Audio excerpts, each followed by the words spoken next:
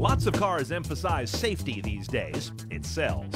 But no one does it like Volvo. They're a little nutty about it. Let's check out the latest example of their obsession, a car that keeps an eye on pedestrians. And check the tech.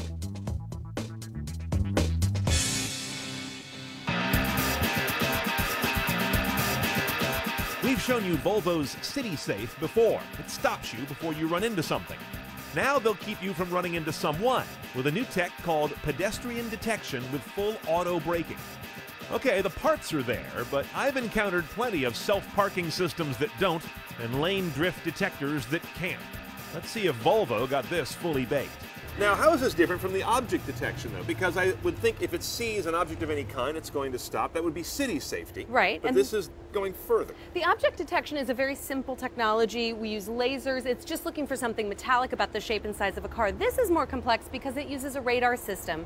Once it detects that it's closing in on something, a camera takes a picture, processes it against... That's what's in the windshield here. Yep, We see a bunch right of the cameras here. there. So the camera takes a picture, processes it against 10,000 stored images of humans, and it tries to see, is this a human? It's only if it's human that it will stop for the pedestrian. So how does it tell if it's human? I mean, just the shape?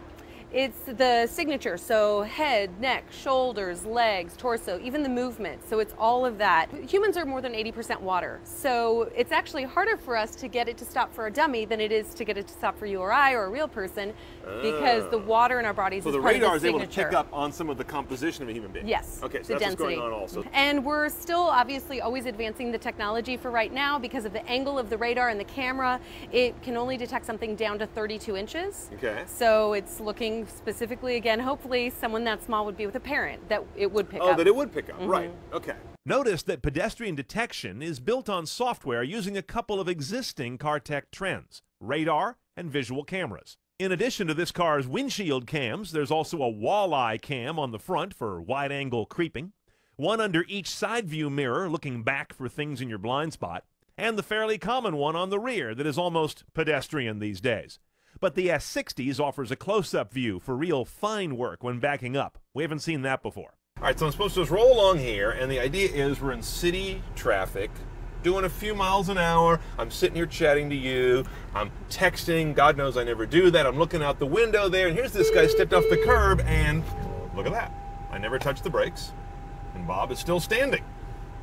I got the brakes. I felt that on really hard. The pedal was really moving. I heard the grinding sound.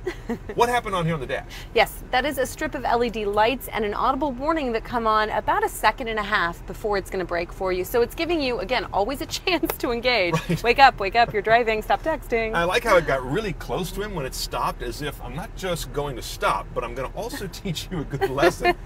Is this something you have to switch on? Is it always on? Pedestrian detection is always on. And if you think that we're saving human lives and intervening and preventing fatalities, you can see why you would always want it on. Yeah, why would you turn it off? Right. And what insurance company would really want you to be able to be honest? Do you guys know anything about the insurance discounts that come from these innovations? No, I haven't heard anything about that quite yet. And I think part of the reason is because the vehicles actually land and will start being available to pick up at your local dealership in September. So we'll probably hear more about that then. This works up to what speed? 22 miles per hour. All right, so, there it goes. Works every time. Well, and we have found that 75% of accidents happen at low speeds, under 20 miles per hour. So, you know, we are really looking to avoid the majority of accidents and then going forward, hopefully prevent all accidents. I'll give it to Volvo. The technology does seem to just plain work over and over and over. Of the roughly 37,000 traffic deaths in the U.S. each year, about 12%, or 4,400, are pedestrians. Technology like this could make a big dent in that number, but not until it's available more widely than on a single $40,000 semi-elite Swedish sedan. Okay, this guy's very happy about pedestrian detection, but will consumers be? I mean, Volvo's kind of mixing a funny message here. Naughty and super safe.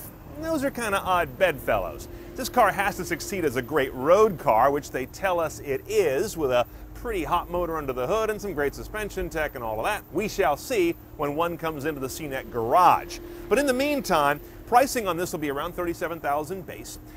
September 2010 in showrooms, but this pedestrian technology we're showing you is part of a tech package on top of that. But this is a case of Volvo trying to hang on to their roots, and they do safety tech very well, but also move into something a little more salacious.